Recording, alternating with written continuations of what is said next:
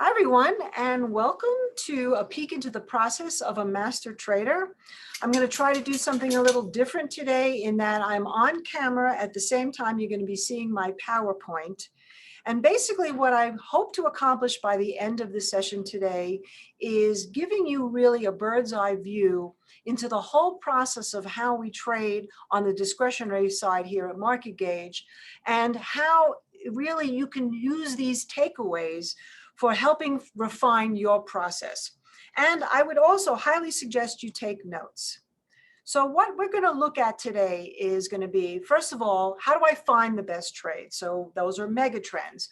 Your personal compass, which means once you find a megatrend, how are you going to determine when is the right time to enter? What phase is it in? Is it ready to buy or not? And then you also have to have an idea of the overall market, what the macro is doing, so to speak. And that I'm going to introduce you to through my MODM family. And then there's also an invisible indicator called real motion, which means you can have a price at one place, but the momentum indicators are indicating to you that it's not the right time to get in. We're going to talk about that. And then finally, after we have the whole broad picture, how do we specifically get in on the day we decide to get into a particular instrument? And we do that through opening range. So the reason why I wanted to show you this process is so far, even with the decline that we're seeing in the market here, these are some of the profits that we have booked this year.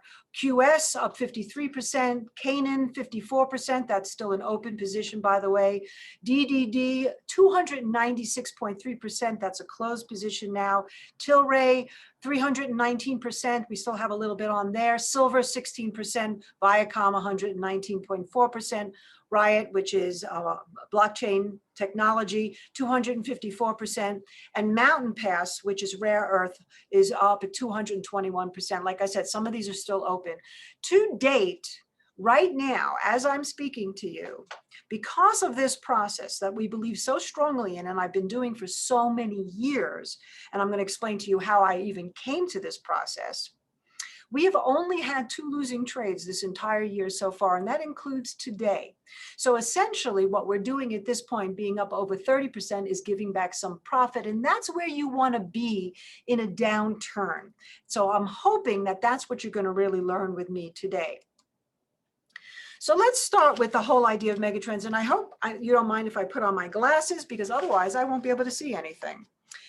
So what's really great about megatrends is that it's really not just a fad like Croc shoes that went up tremendously after some kid posted some fancy stuff that she was painting on her Crocs, and then it went ballistic, and so did the price. A megatrend lasts longer. It could be a social trend, it could be a political trend, it could be, or I should say more, a geopolitical trend. It could also be an economic trend. And as we can see, some of these megatrends can go on for years and years and years, and some of them may be shorter, or some of them are in infancy and we're still waiting for them to emerge. And some of them could be so mature that at this point, maybe it's coming more toward the end of the megatrend.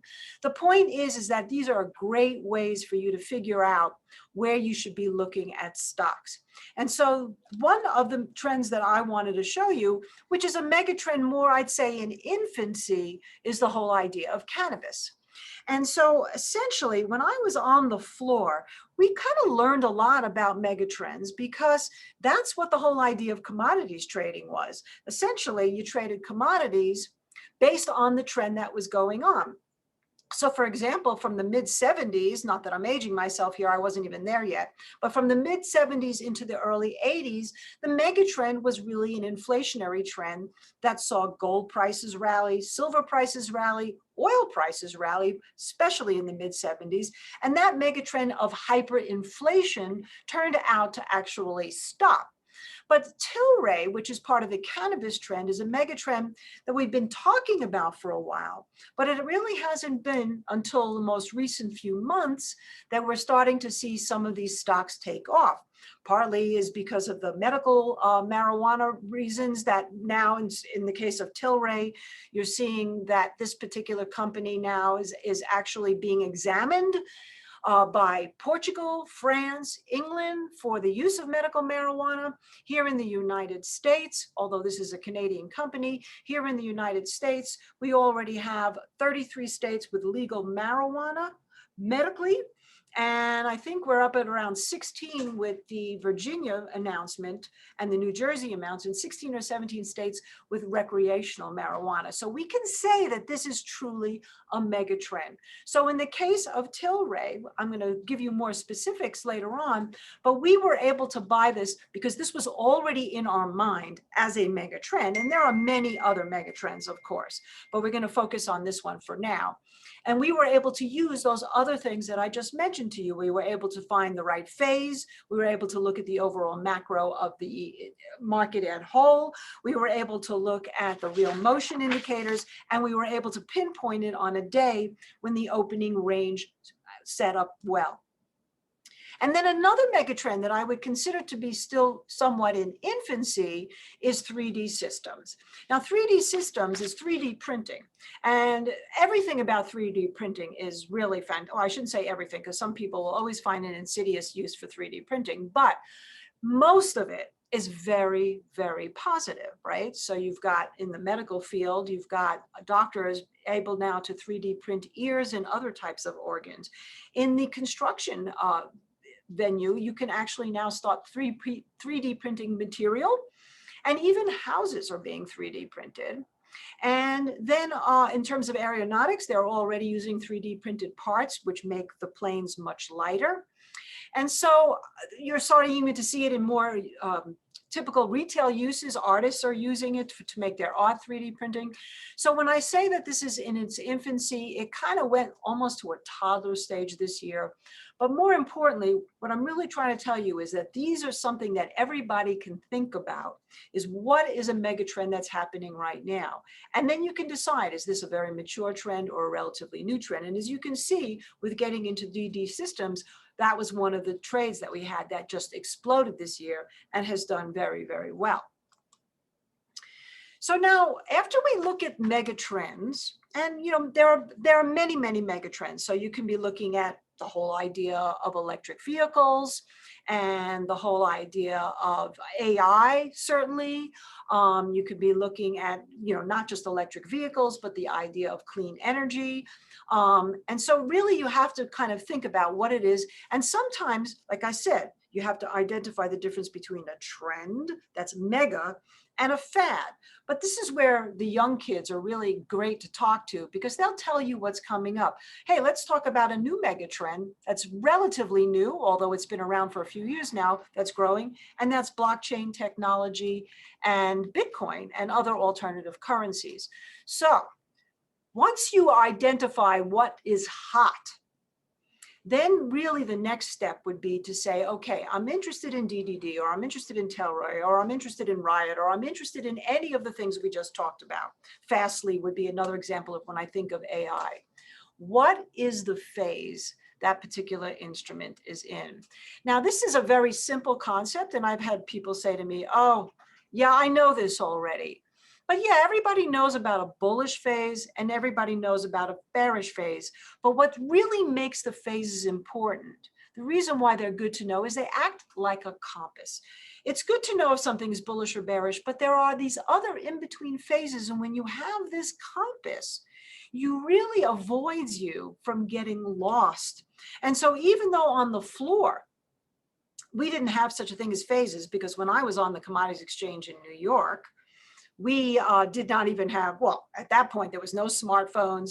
You could barely access a computer. You saw the prices go by. But really, it wasn't until the end of the day where I was able to put in a moving average and put in the actual high-low close on a, piece of paper in a magazine called Commodity Perspective. So that's how far back we're going. So I had to come and think about what we were going to do. When I say I mean really all of us who were on the floor from Market Gauge, Keith Schneider, my husband, and Jeff Bish, our partner, we all had to figure out what we were going to do when we got off the floor to help us with the same type of sense that we would get when something was changing a phase. And that's where the idea of phases came up. So I just want to quickly run through this with you because I think it's so super important. And I think what's really important is that it really comes from the floor, just like Megatrends does. Everything that I'm about to talk to you about really are what we consider to be floor trader secrets.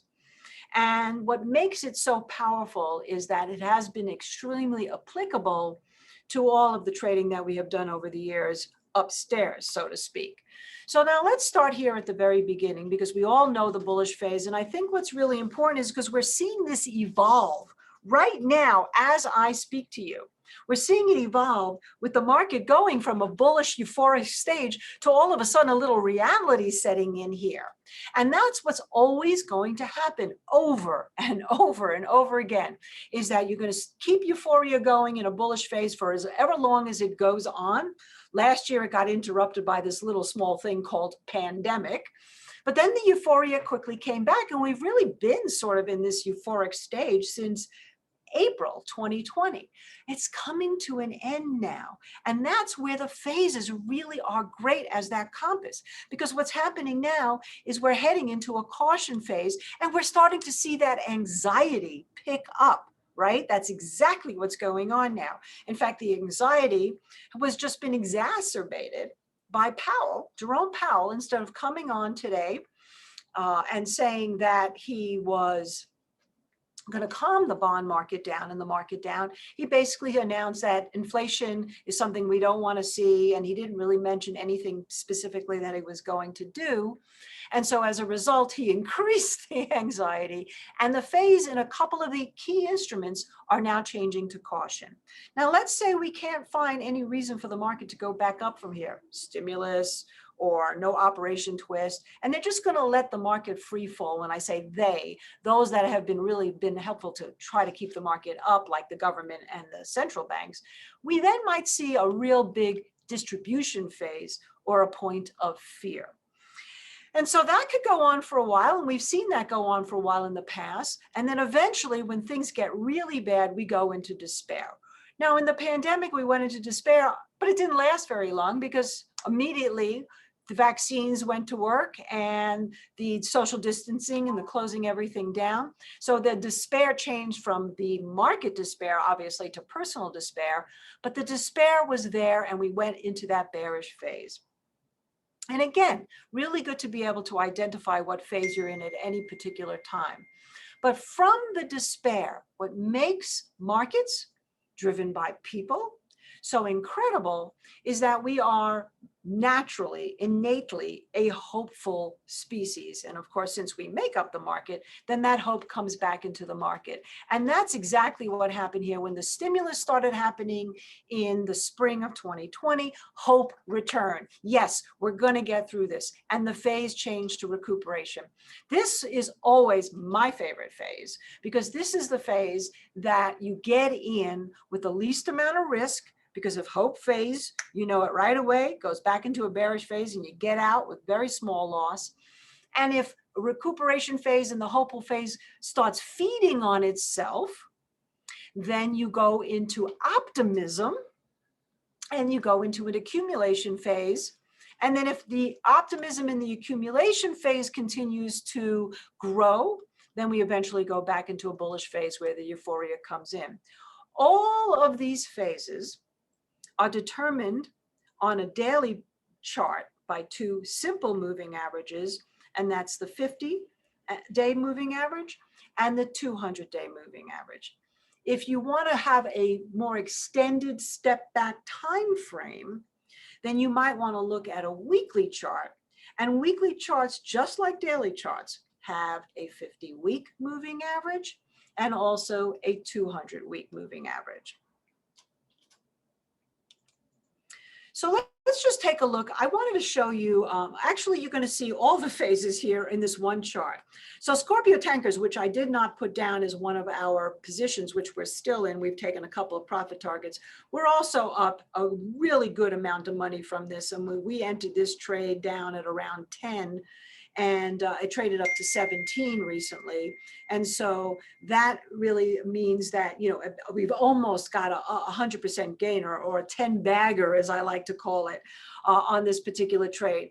But again, let's talk about the process, right? So why did I even come up with Scorpio tankers? Because I wouldn't necessarily call it a mega trend that may go on for years, but what started to become obvious was that even though the oil had crashed during the first beginnings of the pandemic, what happened was we started to get a supply chain disruption. And the delivery of whatever oil that was needed to be delivered as economies started to open was being disrupted, where the Panama Canal was clogged up and some of these ships carrying oil couldn't get through.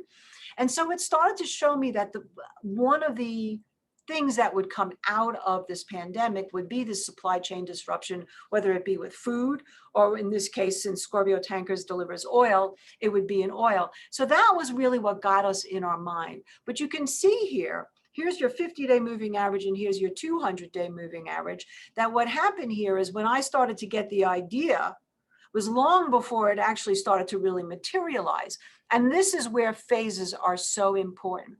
This is called a recuperation phase, because what happens is you go from a bearish phase, which is what this was in, and when it breaks back over the 50-day moving average, this is when it changes phases to the more hopeful, or the recuperation phase. And what we can see here is I could have easily known I was wrong right away if it would have taken out this low.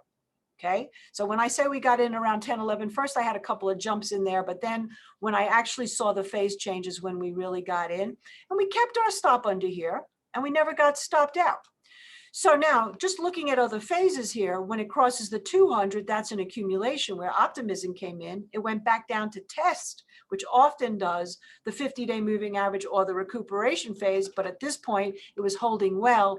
And then when you had this golden cross here, it's actually now in a bullish phase. Is there euphoria? Well, there might have been up until the market started to tank. And that's where money management comes in. But we're not going to get into that so much.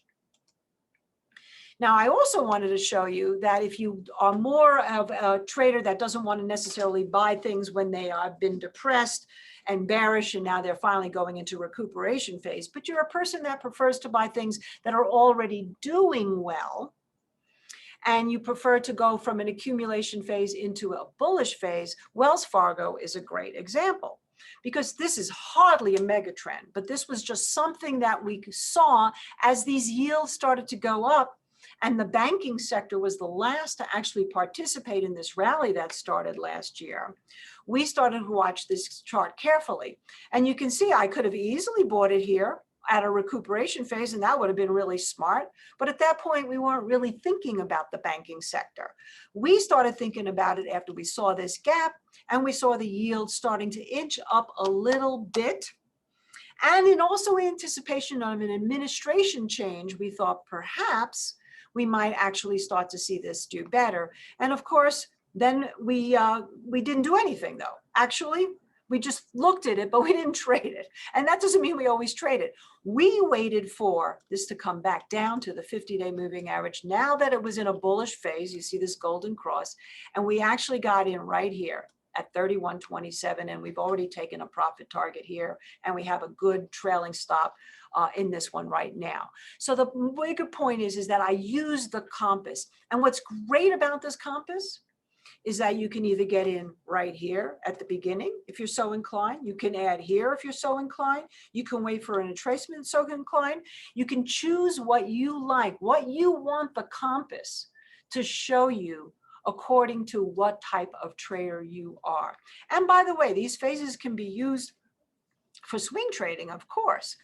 But that doesn't mean that you couldn't day trade around these things as well. If you are changing phases and you can see that you're starting to get momentum, like what was happening here, then you wanted to be a day trader. You could have bought it on any given day around your core position and made extra money. And a lot of people do that.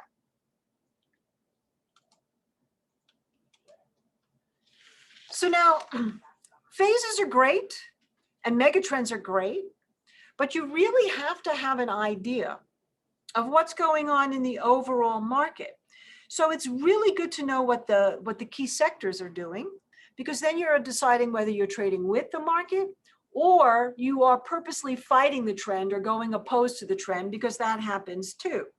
So basically what this modern family does is it gives you a bird's eye view into how the different sectors of the market are doing, how the economy is doing related to the stock market. And it tells you exactly where you should be looking to make money. Okay, so I have 6 members of the family. We have a newest one, and I'm going to go over it very quickly because this stems from, by the way, my special education background. So you can understand now a little bit about me just from hearing me talk.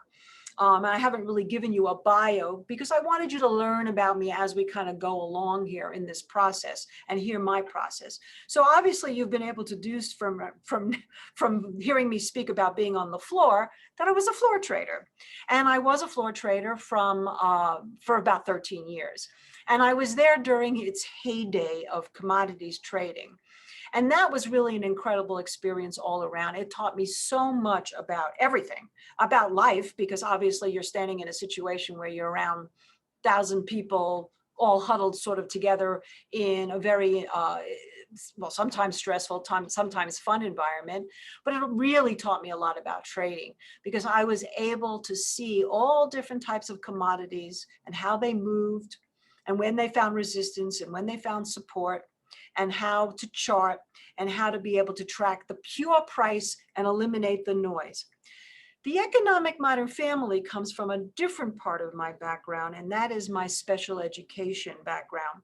Before I went into trading, I was a special education teacher.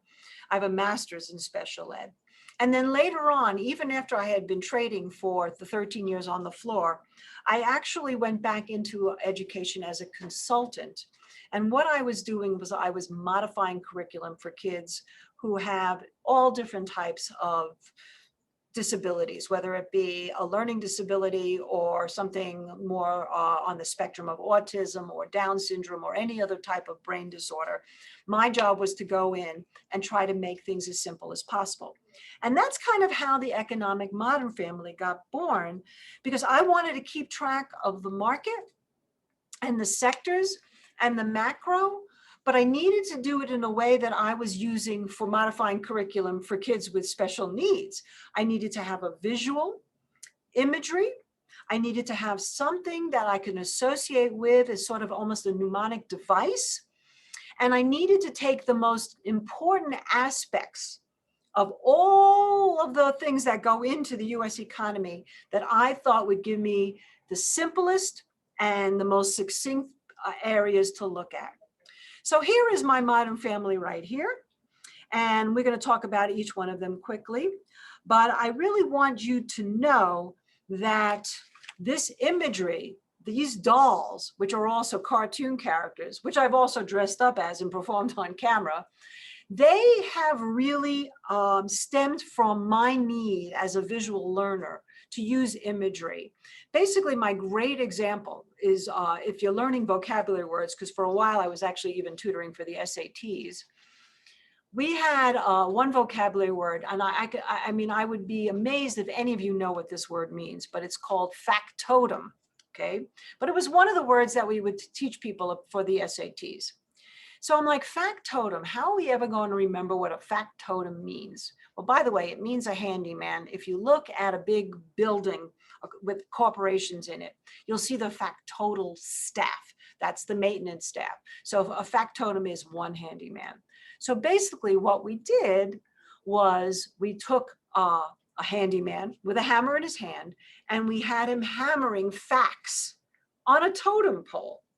And so that essentially was how, to this day, all these years later, I will never, ever forget what factotum means. And now neither will you.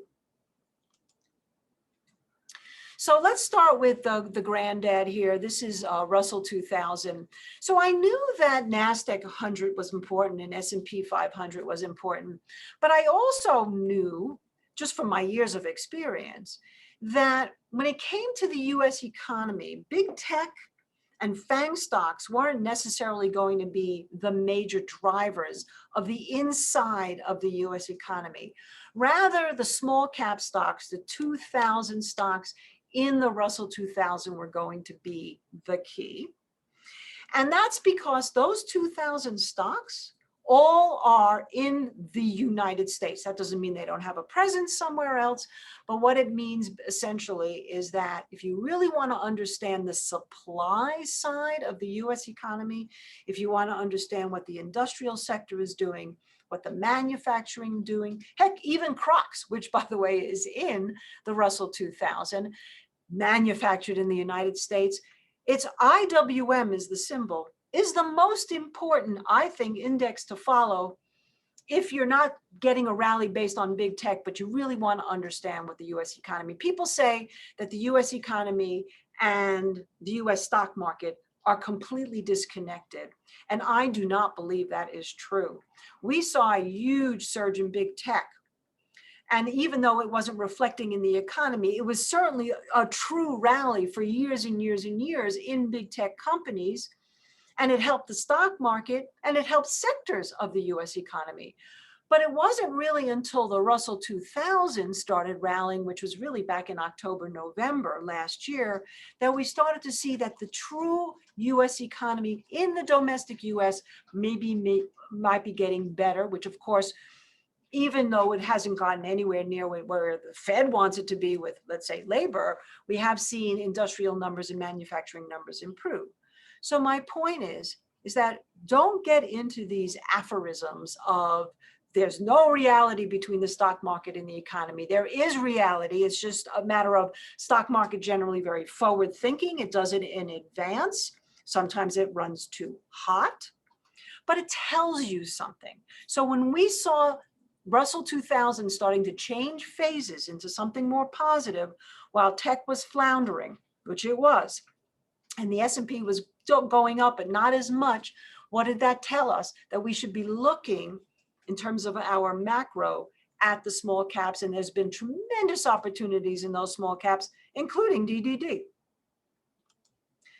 So there's a picture of IWM, just to show you in terms of the phases here. This is going back to the pandemic here, the swoon. But look what happened as we were getting into May, June, and July. Once this took out the moving averages here, it never broke down. And that's when we started to see the momentum really increasing in IWM.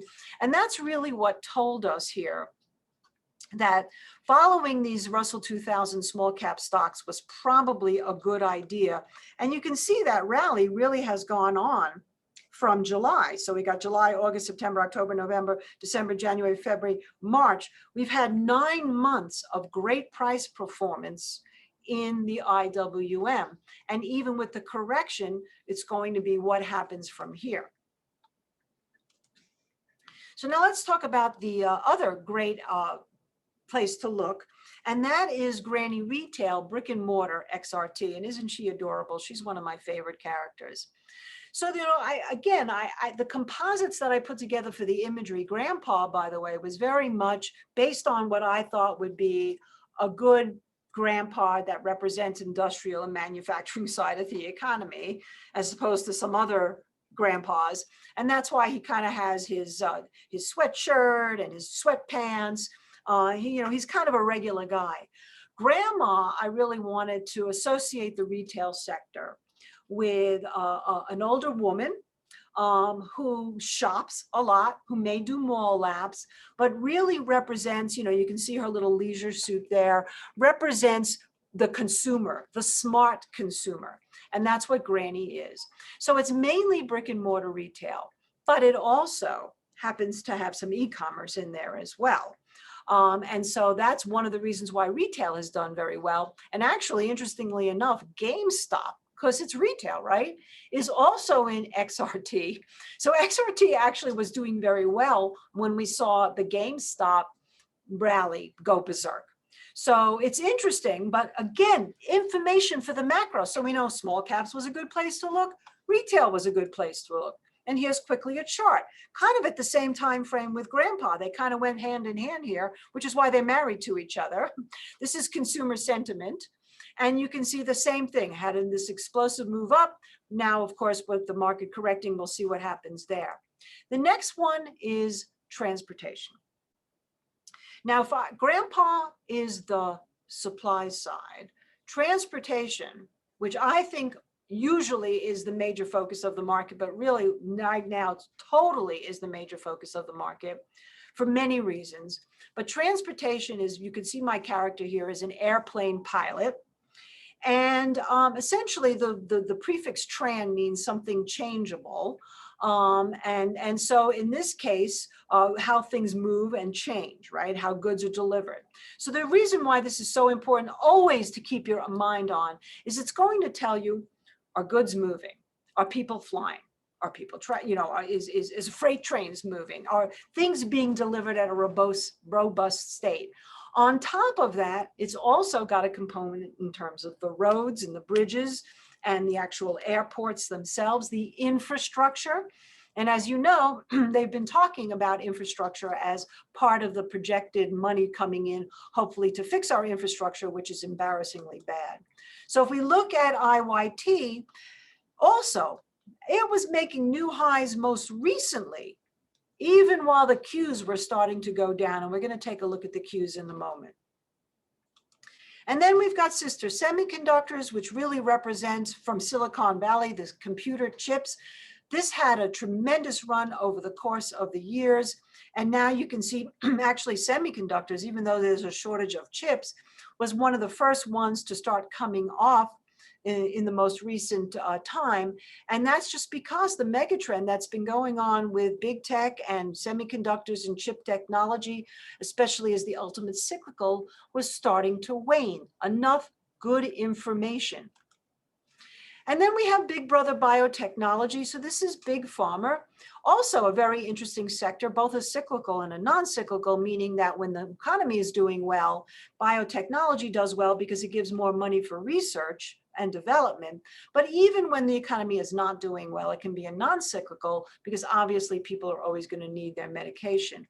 And this was one of the first ones to start rallying right as the pandemic. You could see it spent only a few weeks here underneath the moving averages. And by the way, these were all weekly charts. And now it started to take off almost immediately in April before anything else, obviously with the vaccine news. So that's why it's so important to be looking at these sectors individually. And then finally, we have regional banks. And regional banks, the prodigal son, I like to call them, because they take all your money and then spend it lavishly and then come back and ask for forgiveness, just like the Bible story. Regional banks has been the last to take off, and you can see here's it reflected in the charts here. But again, a great opportunity once this got through the 200-week moving average to make some good money. From 56, it moved all the way up about $10.66, which is a big move for an ETF that doesn't move up that much. So I hope you can see that now that we've put this together, I've got a mega trend, I've got the phase, and then I've got the macro picture in terms of how the whole thing is working together. Where should I look? And is the macro or the modern family, what is it telling me about the economy? And is it telling me this is a good time, bad time to get involved? Now, this is my newest member. This is cryptocurrency. And so you can see right here that he's kind of a cool hipster dude with his tattoos and his dog named Bit and his blockchain instead of a leash. Of course, looking at his cell phone, looking at the prices of 24 hours a day that you can see in Bitcoin. And he is also even smoking a little cannabis just for the fact that he likes to mine not just Bitcoin, but grow marijuana as well. Very stereotypical. Now, as the newest member, this would actually, I don't even know if I'd call this a cyclical or non-cyclical at this point. I would rather say this is in its own world, but blockchain technology is definitely looking more and more, as the more I read about what's going to be happening in blockchain technology, as a mega trend. So here we are looking at a chart, and we don't have enough information here even for putting in moving averages. Okay. So now that you've learned not only about how I'm looking at things and my process, but you're also learning a little bit about me, part of what we did on the floor was that we sensed momentum. And when I say sense it, I mean, let's say we were standing in the oil pit, and even though the price was at the highs that it had been trading over the course of a few days, the order flow started to diminish. The enthusiasm of the guys coming into the pit started to wane. There would be long periods of time where no orders came in, buy orders or sell orders. That was the sense of momentum that we had, that we could feel, literally see, hear, taste, smell on the floor. So when we got off the floor, we wanted to create an indicator that basically showed you exactly that, that showed you how you can identify that hidden strength or that invisible indicator. And so what's so great, and the reason why this is so important, is that it confirms or not what I'm seeing in the phases. Is this a good phase change or not so good phase change? Because is the momentum agreeing with it? And then it also kind of gives you a glimpse of what's coming around the corner before it even appears. And NASDAQ is the absolute perfect example of this. So let's see what happened here. This bottom line right here, this is our momentum indicator right here. We call it real motion.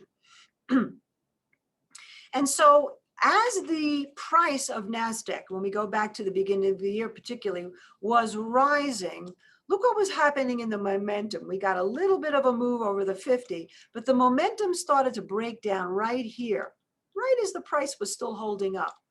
We had another little peak of momentum right here, but it didn't really go very far. But what's so interesting to me is here, the momentum really started breaking down under the 50 long before the price did. And then you can see the momentum improve, but even though the price rallied, look at the momentum here versus where it was here. It didn't even come close to being at that momentum level right there. And then when it broke down here, even though the price was still well above the 50, this was the peak around the corner that I started going on the media. So now you're going to learn a little bit more about me, and saying big tech is dead. Don't buy NASDAQ. There are better opportunities all over the place besides this. And I even mentioned what they were, and some of them, what you saw, our big gains have been in. Because I think big tech, if the market corrects it all, is going to correct the hardest based on the momentum. So when I say you're going to learn a little bit more about me, I mentioned that I go on the media. I am on the media constantly. I'm now a regular on Fox Business with Charles Payne, Making Money with Charles Payne.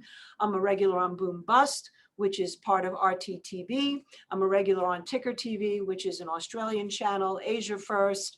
I do one with Jackie Pang in China. Let's see, I do Greta Wall. I go all over the place now.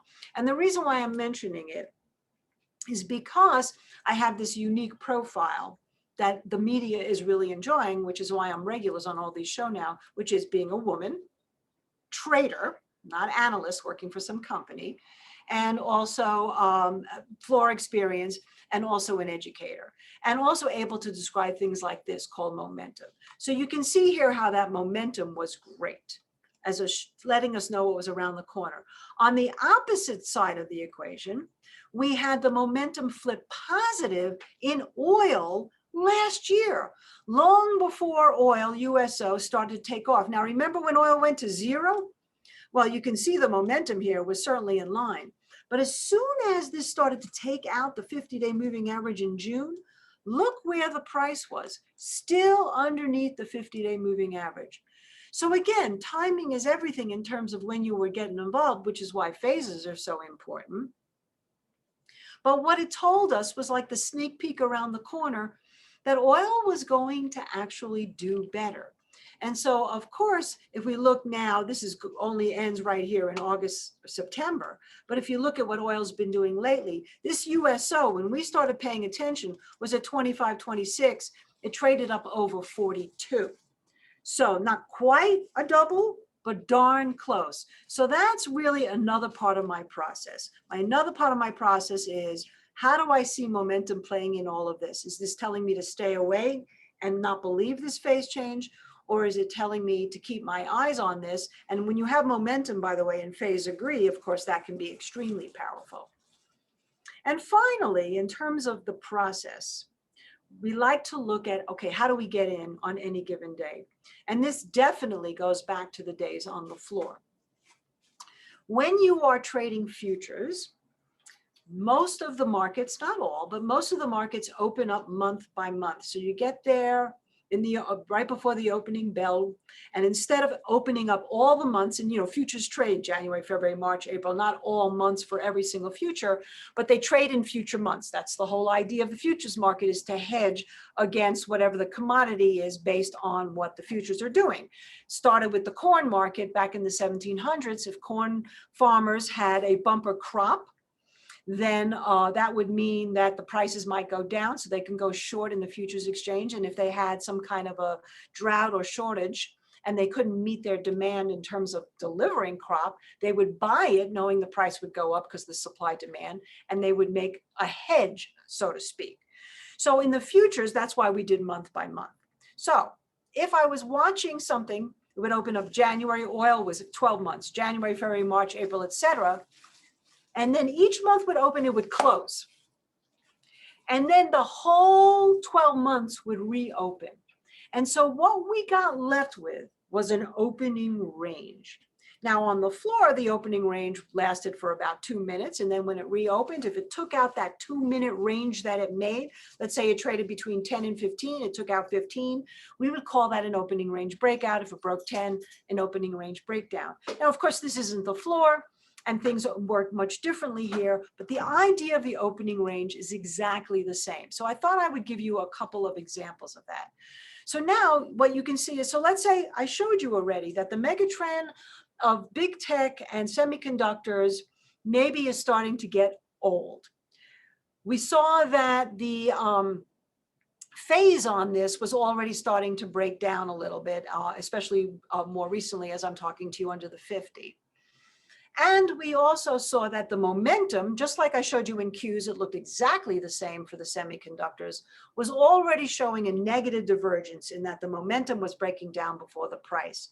So now we're like, okay, this is in a caution phase. Obviously, there's anxiety because of yields or what have you in the semiconductor space. How do we time our way short? We've talked, many people talk about longs, of course, but very few people can really give you a process for going short. So the opening range is key. Just to make it simple, we're going to talk about the 30-minute opening range, okay? Because the first 30 minutes on the floor, it was the first 2 minutes, but in the stock market, it's really the first 30 minutes that 65% of stocks or instruments make their range for the day in the first 30 minutes. So what that means is that if it breaks down under his 30-minute opening range low, that we could see follow through significantly, statistically significantly to the downside. And if it breaks out above its 30-minute, then it's also statistically significant that it might follow through to the upside. Now, in this case, we had everything matched. We had a waiting megatrend, a declining phase, and then we had the negative divergence in the real motion. So this would have been a perfect time to look at the 30-minute OR.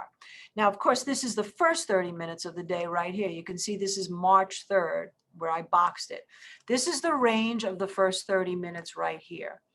So what you generally do is you would go short, or if you were long this and you wanted to get a stop out, you'd stop yourself out. But let's call it going short underneath the breakdown of that 30-minute.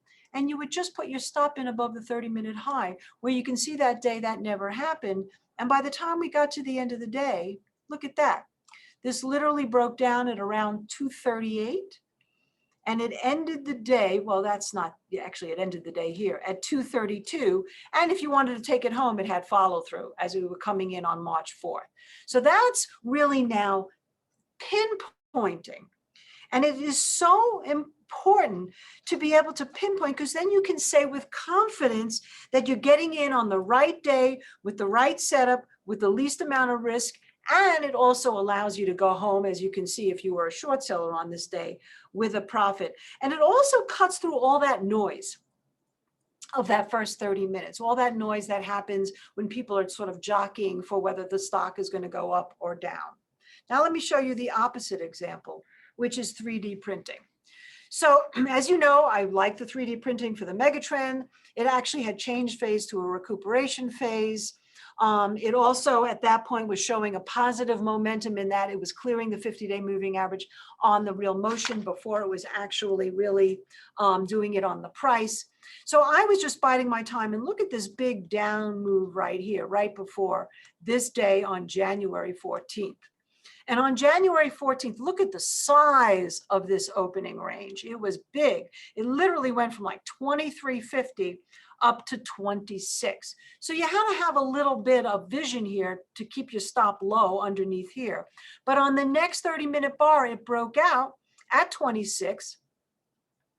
And you can see that by the end of the day, it closed somewhere around 28.5. And had you taken it home, of course, we know this stock went all the way up to about 50.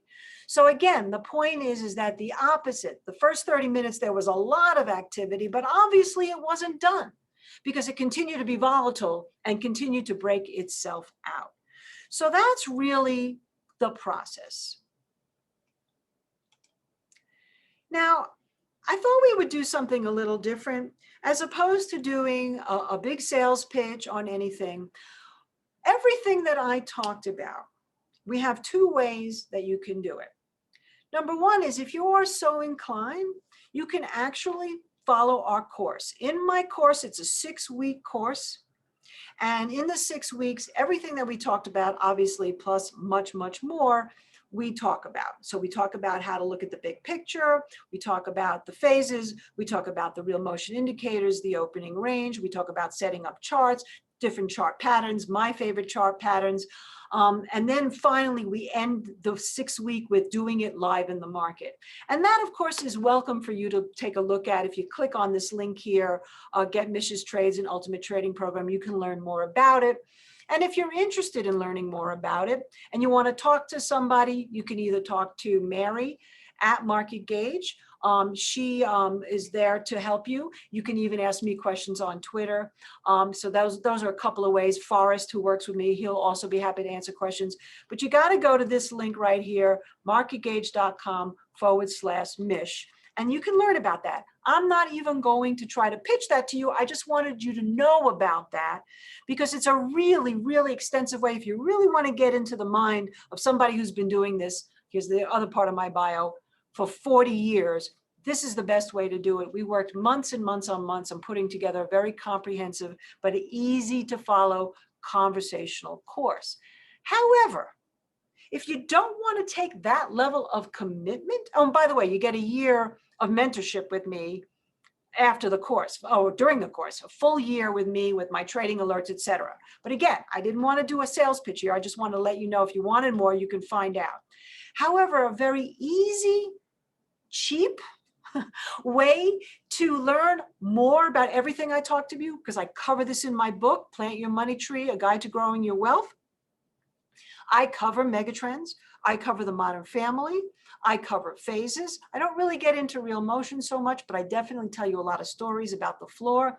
I talk also a little bit about choosing stocks. The phases is the crux of the book, but you can pretty much get everything that I talked about and some other really good insight as well by simply buying the book. And again, if you go to marketgauge.com/Mish, you'll be able to find the book.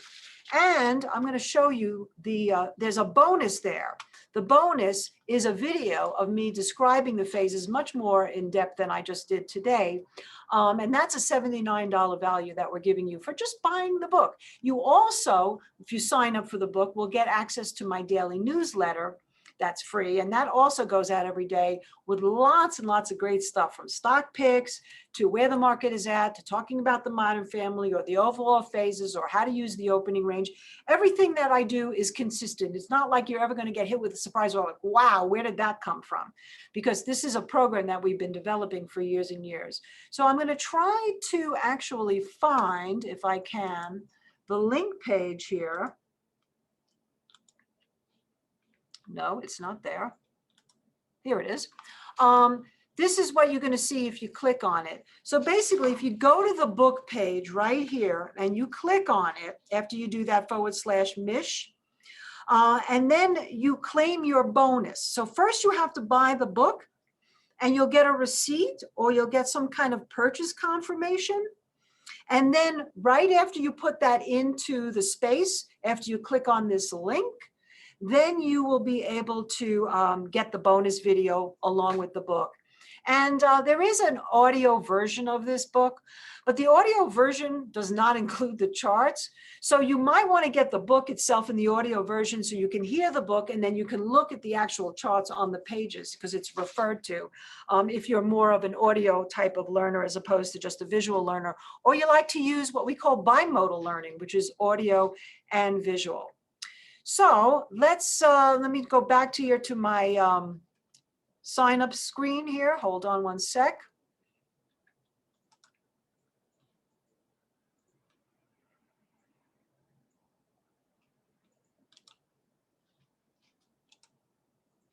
And there you go. That is the link, https://marketgauge.com/Mish, and just go and buy the book. Great way to get more information about everything we just talked about. And of course, you're welcome to look at the book. And if you have any questions now, I'm happy to answer them. But David, you're going to have to help me unless there's a way I can see the questions. See, I'm not. Someone asked earlier, so are you dividing the 200 simple moving average by the 50 simple moving average? Am I dividing? I'm not sure what he means or she means by dividing. Yeah, I don't. Okay, if they can clarify the question, that'll be great. Yeah. Are there any other questions? Yeah, there's a couple. Are you, so you can't see the chat? If you move your cursor to the oh, here we go. Okay. Either the bottom or the top, there's a more button. I see it. I see it now. Okay. So this was not mine. Let me go to where mine started because it was, I'm assuming this is listed on Mountain Time. No, this is listed on Eastern Time. Okay. Yeah. Okay. Market gauge. Here we go. Can you show me? So, oh, you do, does it start with the question about dividing the 200 by the 50? Is that? No, there's more before that. There's. Okay, yeah, there's the one directly before that as well. Okay, so yeah, all right. So the question is thoughts on SMA versus EMA. So what that means is simple moving average versus exponential moving average. For the phases, we use the simple moving averages, but I do use exponential moving averages, particularly on a weekly chart, because I like to see a little bit of a shorter time frame as opposed to a 50-week or a 200-week.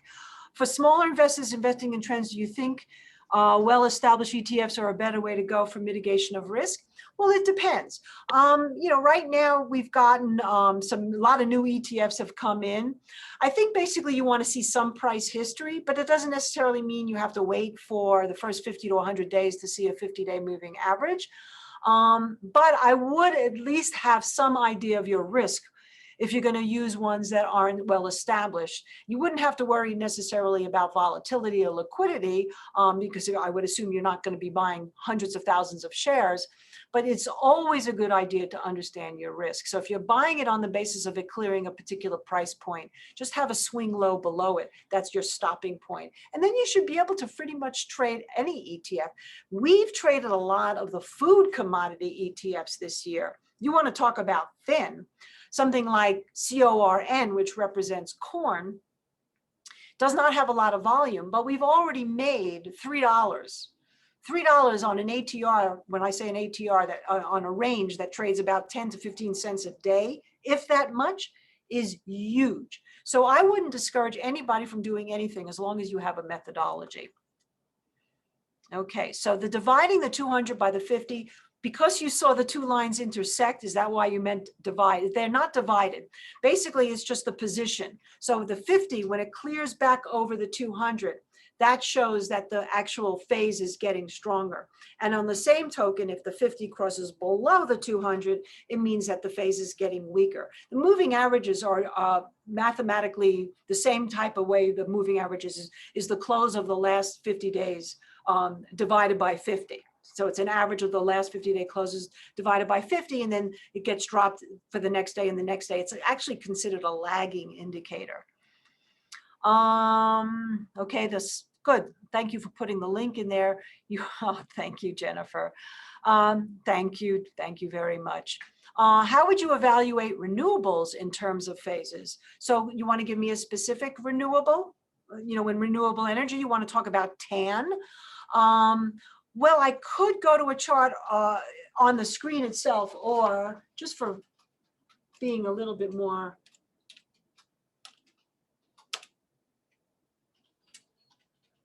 Yeah, if you're looking at TAN right now, I guess that would be the ultimate solar energy ETF. It's tanked, and it went into a caution phase 1, 2, 3, 4, 5, 6, 7, 8, 9, 10 days ago. So 10 days ago, if you would have actually been thinking that renewable energy was over for now, and it really kind of happened with that huge storm that hit the United States, where people started seeing alternative energy is out of favor and oil and energy standard more in favor, which is interesting, then you would have gone short. In terms of going more long at this point, right now it's a falling knife, so you would have to wait for some other type of signals.